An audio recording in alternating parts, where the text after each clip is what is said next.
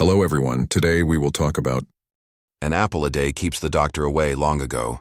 In a quiet countryside where apple trees bloomed every spring, there lived an old man who often told the village children, "Eat an apple every day, and you won't have to worry about your health." The children would laugh, thinking it was merely a joke, yet hidden within those simple words was a timeless truth, a wisdom gathered from the quiet observation of life. Food, after all, is not merely something to fill the stomach. It is the bond between man and the earth. When you hold an apple in your hand, it is not just a piece of fruit. It is sunlight made solid, rain turned sweet, the patient labor of human hands and the silent generosity of nature. To eat an apple every day is not just to nourish the body, but to give thanks, to honor the earth that sustains us. The ancients believed that how one eats is how one lives. They said the body is like a garden, and food is its water, its light, its soil. If you tend your garden with care, give it clean water, pure soil, gentle sunshine, it will flourish. But if you pour into it waste and neglect, it will wither and fade. The human body is no different. What we eat becomes what we are. Some laugh and ask, how can one apple replace a doctor? But those who understand will answer, it is not the apple, it is the habit. For in every small, daily choice, choosing an apple over a bag of chips, choosing water over soda, lies the quiet decision between health and harm.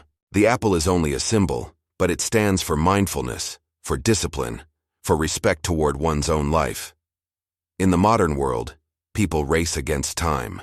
They eat in haste, sleep too little, live on caffeine, and expect medicine to mend what lifestyle has broken. Yet medicine, however powerful, can only mend the surface. True healing must come from within, and food is the first and truest medicine. Hippocrates, the father of Western medicine, once said, "Let food be thy medicine, and medicine be thy food." It was not just medical advice. It was a call to live in harmony with nature. A single red apple, though humble, carries within it hundreds of natural compounds, vitamins, fibers, minerals, that no pill can fully replace. But beyond nutrients, it holds a greater lesson: simplicity. Choosing an apple is choosing the natural over the artificial, the essential over the excessive, the slow over the rushed. The difference may seem small today, but it shapes the years to come. The old man once shared his own story. "When I was young," he said, "I loved fried food and sweet drinks. I thought my health was endless, that youth was eternal. But as the years passed, I learned the body is like a house. Each day you throw a little waste inside. One day it will stink and no one can bear to live in it." So he changed, quietly, gradually, choosing greens, fruits, and water. To his surprise, strength returned, clarity followed, and peace settled in his heart. He would smile and say, "People search for the secret of long life, but it's not found in a laboratory. It's found in their kitchen." Such wisdom sounds simple, almost naive, but that is the beauty of truth. It is always simple. Health is not a gift from chance. It is the harvest of thousands of small choices. One apple a day may not change a single morning, but 1,000 apples across a lifetime can build a fortress against disease. Just as great things are built from humble beginnings, a kind word each day becomes a noble character. A small lesson each day becomes wisdom. So too does one wholesome choice each day become well-being. Imagine this. In the quiet of dawn, before the sun climbs high, you step into the garden and pick an apple still wet with dew. You wash it, take a bite, and taste its crisp sweetness. For that brief moment, you feel in tune with the world, as if the whole of nature were smiling at you. The apple feeds the body, yes, but it also nourishes the soul. The apple teaches us the beauty of sufficiency, that the simplest things are often the most precious. You don't need luxurious meals or extravagant flavors. What is pure and natural is already enough. Nature has already provided everything the body needs. We only have to listen, not interfere. The people of old lived long not because they possessed secret medicines, but because they understood the art of harmony. They ate with the seasons, drank with the weather, and rested with the rhythm of the sun. When winter came, they warmed their meals. When summer arrived, they cooled them. Every dish was meant not just to fill, but to balance. They believed health was not the absence of illness, but the presence of harmony between body, spirit, and earth. An apple, in that philosophy, was more than a fruit. It was a symbol of balance, a gift of the harvest, a reminder of man's connection to the world. Today, convenience has replaced wisdom. We can buy any food from any land in any season. Yet the more abundant our tables, the emptier our hearts seem to be. We live surrounded by plenty, but we eat without mindfulness. Our bodies are tired, our minds restless, because we have forgotten the rhythm of nature. So the apple returns as a quiet teacher. It whispers, "Come back to simplicity. Return to the roots of living well."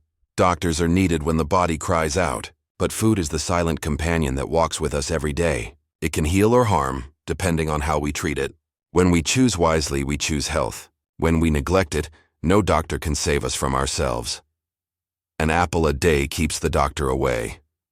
Yes, but beyond its literal sense, it means something far greater. It is about responsibility. Responsibility for the gift of life we've been given. If each of us could see the apple as a reminder, a red shining emblem of awareness, perhaps our world would be gentler, healthier, kinder. We would eat slower, breathe deeper, and remember that our bodies are not machines but living gardens, needing care and patience. Illness does not strike in a single night. It grows from the soil of careless habits. Too much sugar, too little rest, too many worries, and too few fruits. Likewise, strength does not come in an instant. It blooms from daily acts of respect, a walk in the morning, a quiet mind, a balanced meal, a grateful heart. Look closely at an apple, and you will see a philosophy wrapped in skin and sweetness. It teaches moderation, discipline, and gratitude. It teaches us to live truthfully and simply, to find joy in what is already enough. For when the body is healthy, the soul is calm, and when the soul is calm, life becomes luminous. The old man from the village lived long and peacefully, tending his apple trees until his last days. When he passed, the basket beside his bed still held a few red apples. The children he once taught had grown up, and they finally understood. The true inheritance he left behind was not the fruit itself, but the wisdom to live well, slowly, mindfully, and in harmony. So, let us remember his lesson. Eat an apple each day, not just to keep the doctor away, but to remind yourself to live in balance, to care for your body, and to give thanks for the simple blessings of life. Thank you for watching the video. Please subscribe to support me.